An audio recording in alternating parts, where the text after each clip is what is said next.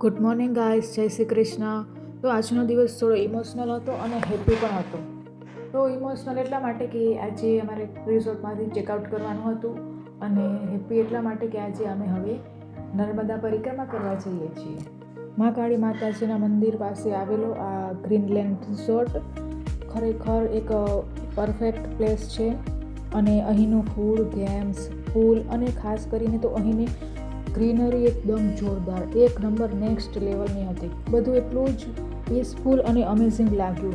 તમે જરૂર એકવાર તો અહીં વિઝિટ કરજો. રિસોર્ટનો સ્ટે એકદમ જોરદાર રહ્યો અમારો. તો ચાલો હવે વાળમાં ફૂલ લગાવીને રેડી થઈ ગયા છીએ. હવે નીકળી જઈએ નર્મદા પરિક્રમા માટે.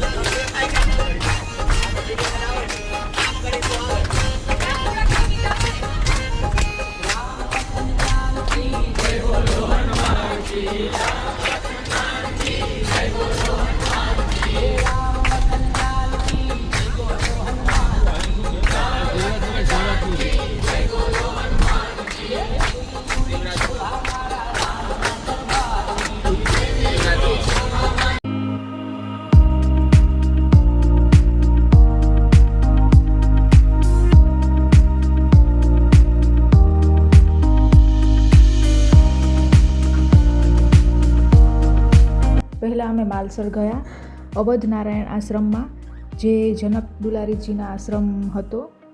અહીંનું મંદિર એટલું સુંદર છે કે મન એકદમ શાંત થઈ જાય. થોડો સમય ત્યાં આરામ કર્યો, પછી ત્યાંનો પ્રસાદ લીધો.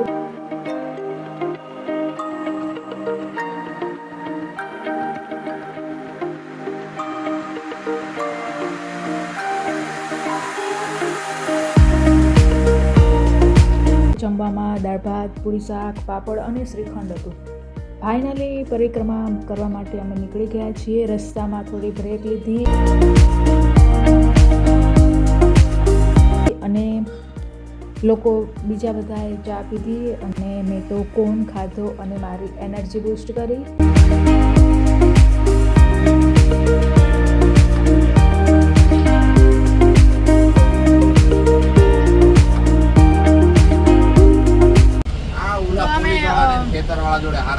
નર્મદા પરિક્રમા કરવા પહોંચી ગયા છીએ. હે ને દિશા? આવો તો આવી જાઓ અમારા પગ દબાવવા. અમે એક્સપિરિયન્સ કહીએ પછી જ આવજો, પણ એકવાર કરાય.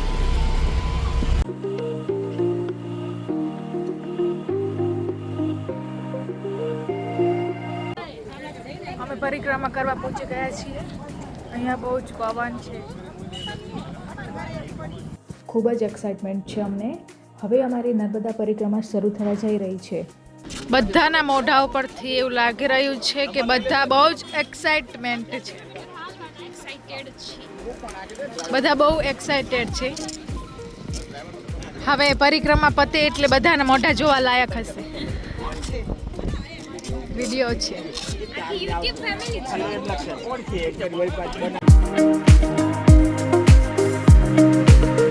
નર્મદા પરિક્રમા શરૂ થતાં જ પહેલાં અમે ભગવાન શ્રી કૃષ્ણના દર્શન કરી આશીર્વાદ લીધા.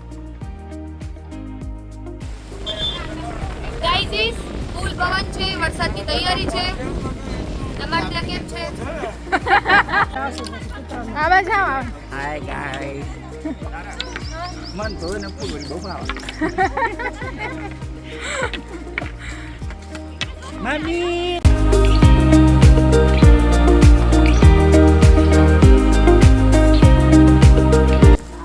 ફાઇનલી અમે 1 કિલોમીટરનું અંતર કાપી નાખ્યા છીએ.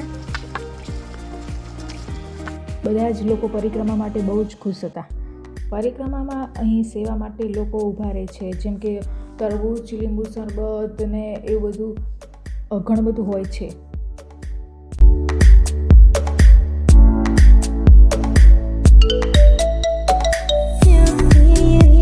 શું પીવો છો? લીંબુ શરબત નામનું રસના. બતાવા તો દો.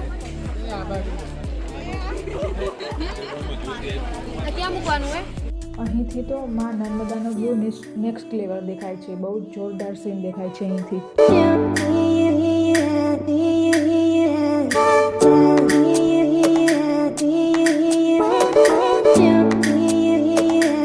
અમે લાકડી લઈને ચાલતા હતા એટલે રસ્તો બહુ સરળ લાગ્યો અને આ ઉંમરમાં લાકડી લેશું તો પછી મોટી ઉંમરમાં જરૂર નહીં પડે.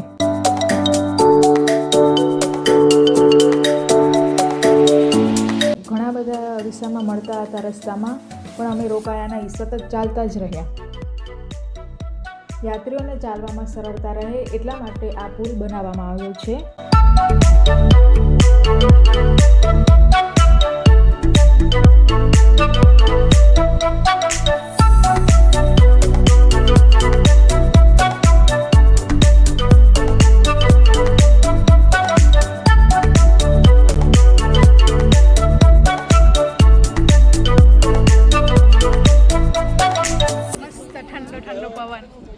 બહુ જ મસ્ત એટમોસ્ફિયર છે. Look at that.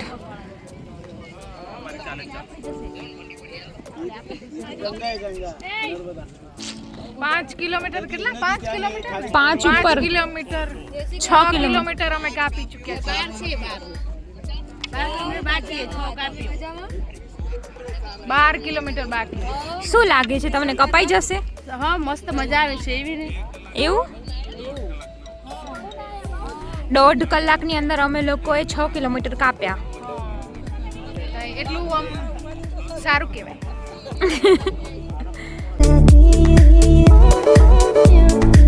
ચાલતે ચાલતે અમે ભૂંગળાના મજા લઈ રહ્યા છીએ. ભૂખ લાગી. રસ પીધો એટલે અમારી બેટરી ફૂલ કરી અને પાછું ચાલવાનું શરૂ કર્યું.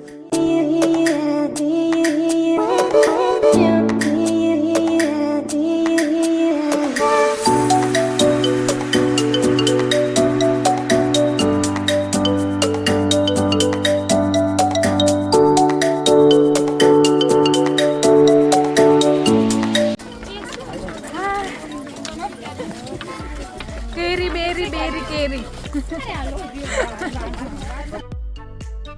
અમારા 9 કિલોમીટર પૂરા થયા એટલે જ વરસાદ સ્ટાર્ટ થયો અને અમે સ્માર્ટ થયા. સીધા નેટ નીચે જતા રહ્યા. વરસાદ ગયો એટલે ફરી જર્ની ચાલુ કરી ચાલવાની.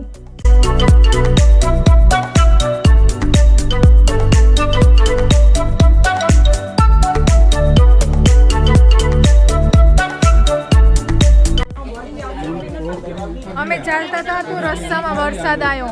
કેટલો ખાસો બધો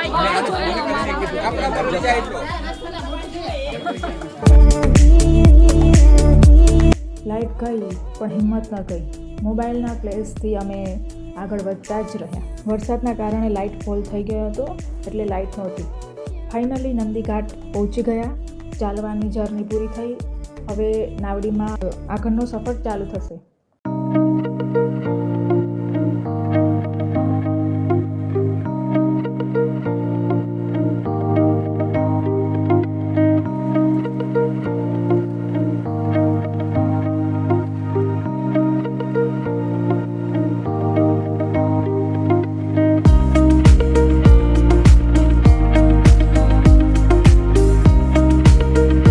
જોઈને લાગ્યું કે આજે નંબર આવશે કે કાલે.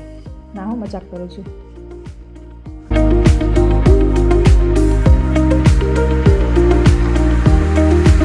નાવડીમાં બેસીને લાગ્યું કે હવે પરિક્રમા પૂરી થવા લાવી છે.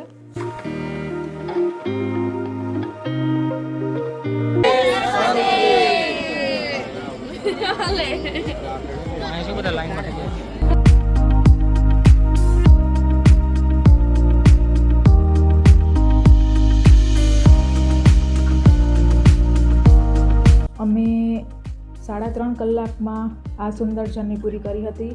બહુ મજા આવી અને થાક પણ ના લાગ્યો. તો અમે 9 વાગે પહોંચી ગયા. 9 વાગે નહીં 3.5 કલાક જેવું થયું. 3.5 કલાક જેવું થયું અમને પરિક્રમા કરી.